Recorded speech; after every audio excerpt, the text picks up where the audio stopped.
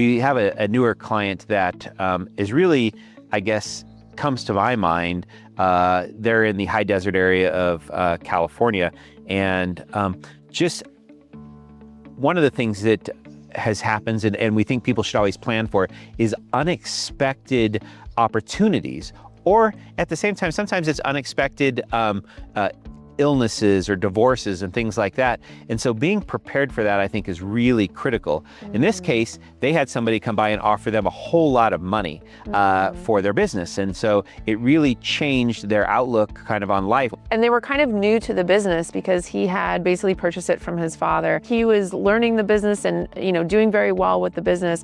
But on the personal side, I think they really felt like they had a lot of questions and they didn't know who to go to where they could get that kind of unbiased advice. And getting organized, I think, was a huge thing. So I remember that first meeting, we talked about a lot of things, but a big thing being the estate planning side of things that were titled in their individual name versus, let's say, an LLC or a trust was a huge topic. A big part, and has been a big part of the conversation, is, well, they really didn't want to stay in California. They didn't really want to raise their kids in California.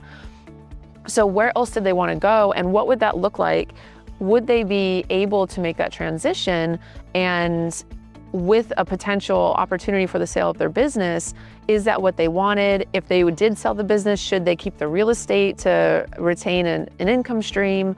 And it just opens up the world to a lot of different possibilities of relocating their families so that they're living the lifestyle that they want, maybe even potentially starting a new business.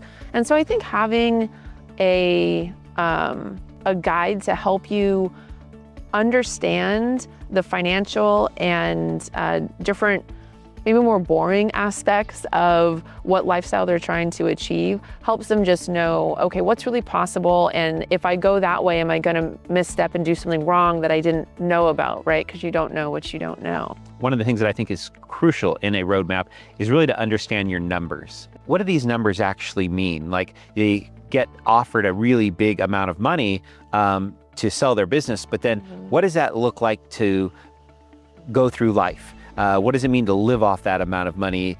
You got to be careful you're not going to kill the goose that lays your golden egg, in a sense, and really understand your numbers. And I think the earlier in the process that you can do that as a business owner and really understand how your business works, where income comes from, and so forth. And I'm assuming it's the same with the personal side, and I'm going to let Melissa talk a little bit about that, but to really understand where those streams of income comes from, where your revenue sources are, it helps you so much better early on and allows the planning to be so much more in-depth and smoother. As with anything, the earlier you plan, or at least start to plan and start to think about these things and put the pieces together, really gets you a better outcome, right? Because then you know where you're going and you can make decisions now that put you in that direction of what you really want in life versus a different path.